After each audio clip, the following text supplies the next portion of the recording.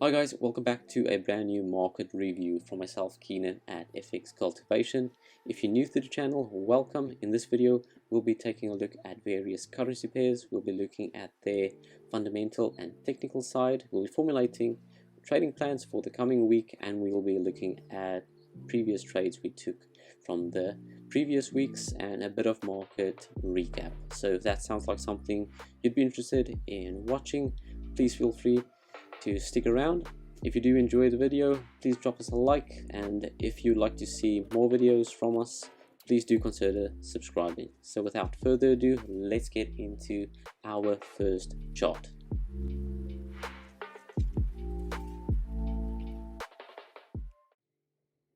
So as always, we'll be starting off with the dollar index, or the Dixie for short. Recently, we do see the dollar index making new lower lows and now lower highs. And if we take a look to the left, we actually see that the index is close to our June low point that I mentioned in the last week's video. Recently, we do see lower lows, lower highs, and we are currently within a descending channel. So if we take a look at the 1 hour time frame, we do see a break of this small ascending trend line over here. This comes after we failed to break the previous high. For me, this could possibly signal a move towards the downside, towards this zone I marked up here. In the interim, I do think we could potentially be seeing some consolidating moves, and a possible impulsive break towards the downside could signal a move towards this zone over here. For me, I would love to see a consolidating pattern or a potential reversal pattern in this area, but it'll be crucial that the dollar index and break this low of 103.448, as that will be making a new lower low. So for the AUD USD idea, it will be crucial for the dollar index to actually maintain this level and stay clear of this low. So let's move on to our next chart, which will be the Australian dollar US dollar pair. So if we take a look at the Australian dollar US dollar pair, we actually see a nice ascending wedge with a break of our previous descending trend line, as you can see over here. This could potentially have been a signal that will be making our way to the upside, but overall I think the market volume isn't there yet. I do think this could potentially be a fake out, and we'll just continue with our downward trend. So if we just move in a bit, so if we do zoom in a bit, we actually can see that the AUD USD pair broke our 1 hour low with a nice impulsive candle. Currently we are consolidating below this descending or ascending trend line, and if we take a look at our 1 hour time frame, we do see that we are actually consolidating within this reversal pattern. Just wanted to leave this over there. So if we break this descending pattern or descending wedge, I do think that we could see the AUD USD pair make its way up towards the 0.68 level, which would be this over here that acted as previous resistance and support.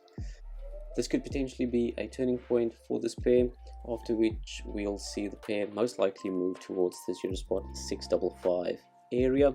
So if we take a look at overall market news, AUD and the USD, no real big news coming out this week.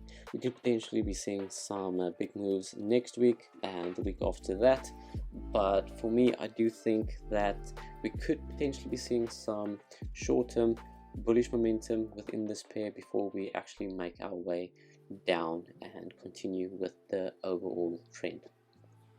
Next, we'll be looking at the Australian dollar against the Japanese yen. Now this week is quite a hectic week for the yen, as we are expecting the interest rate decision tomorrow or Tuesday. I do think that the interest rate most likely will just be staying the same as usual, but I feel that the comments surrounding the interest rate will be quite bullish for the yen, and I do think that this pair could be moving towards the downside.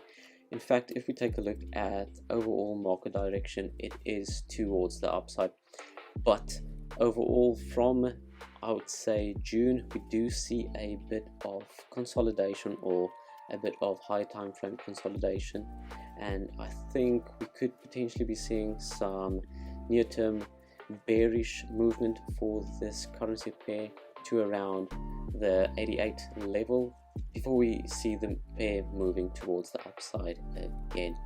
So if we take a look at our 1 hour time frame, we did actually enter this trade 2 weeks ago around this point over here. My target was around, I believe, the 95 or 94 spot 5 area. We did get stopped out around here for a 1% win, which isn't too bad but not ideal. As you can see, the AUD JPY actually broke this ascending trend line. Currently we are close to this ascending trend line. I've got marked up over here and close to our key point, which is 90 spot 846. Currently we do see the AUD JPY pair consolidating near this point. As you can see, after a nice impulsive move, we are consolidating, but if I just mark up a few points over there, we are consolidating within a possible continuation pattern.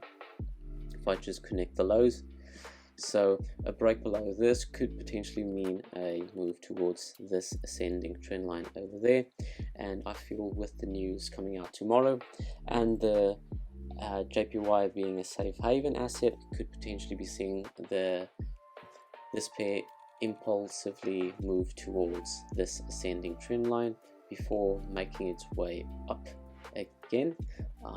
As you can see, we in fact made a new lower low, so we could potentially see this pair moving up just to get some further steam to move towards the downside and reach this ascending trend line over here. Next we have GBP JPY. Currently I am in this trade.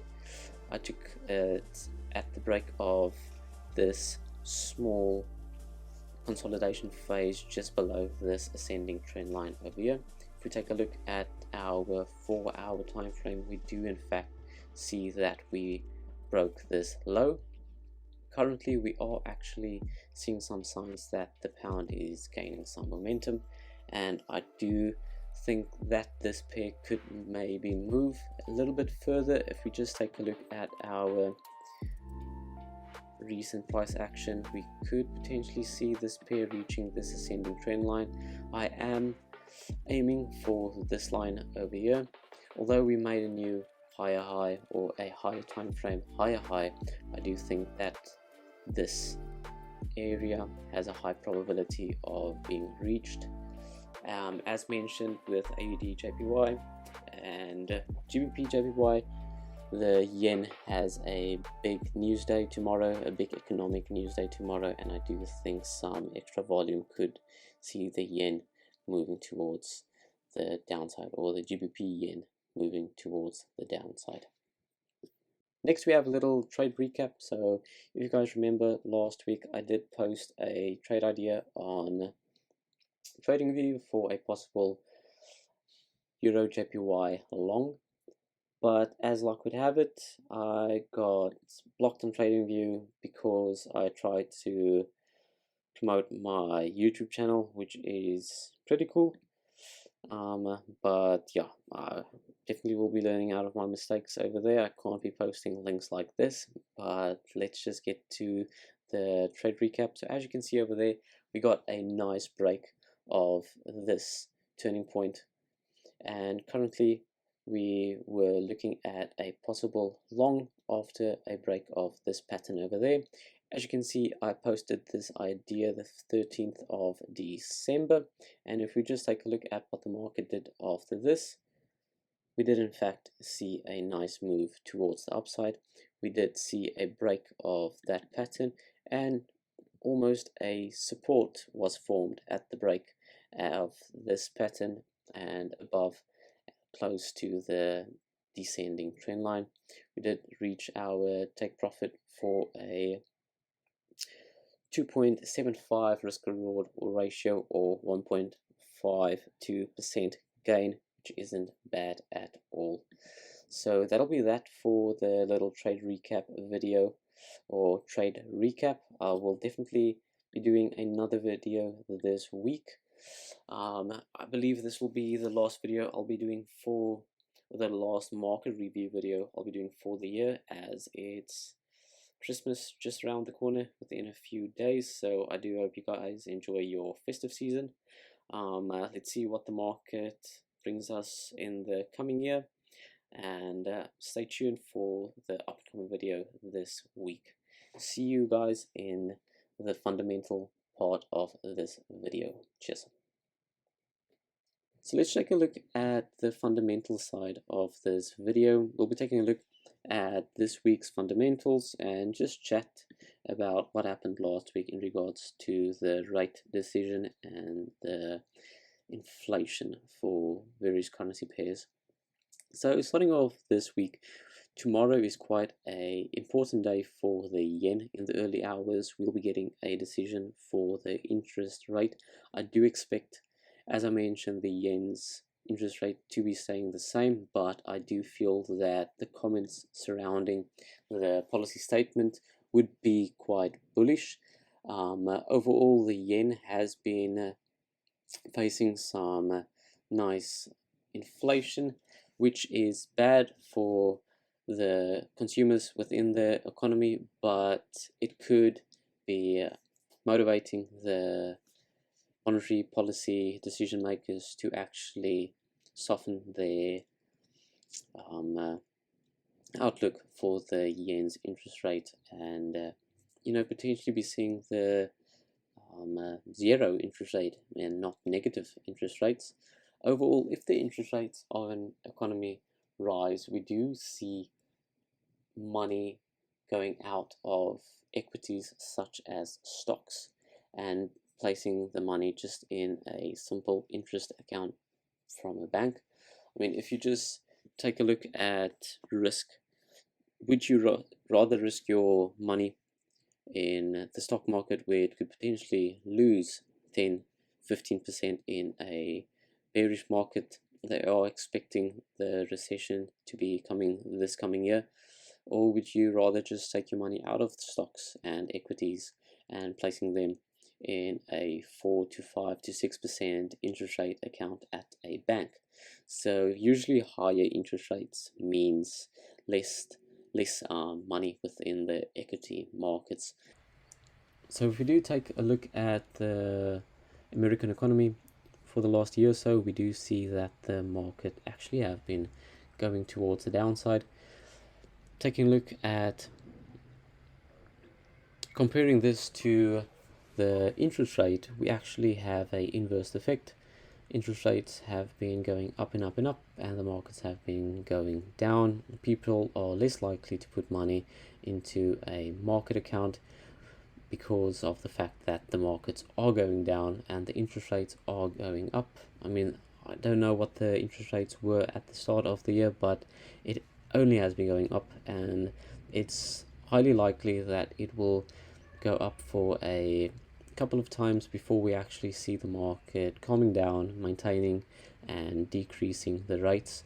Inflation has been quite hectic this last year in various economies around the world, and if we take a look at the South African economy, so if we take a look at the South African top 40, we do see that the index actually corrected itself nicely, and we are at our levels that we were in the start of the year. So if you are a equity holder in the South African economy, you most likely had a good couple of months from, I'd say, July.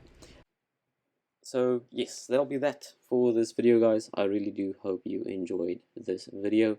I'll be looking to do another one within this week, so feel free to subscribe, turn on post notification, then you will be notified when I upload again. But I just want to say thanks for viewing the video. If you do enjoy it, please feel free to leave us a like, and if you'd like to see more, don't forget to subscribe. But that'll be that from me at FX Cultivation. Let's see how the trades go for the coming week. Let's keep our eyes open for tomorrow's news event from the yen, and let's see how it goes. Cheers.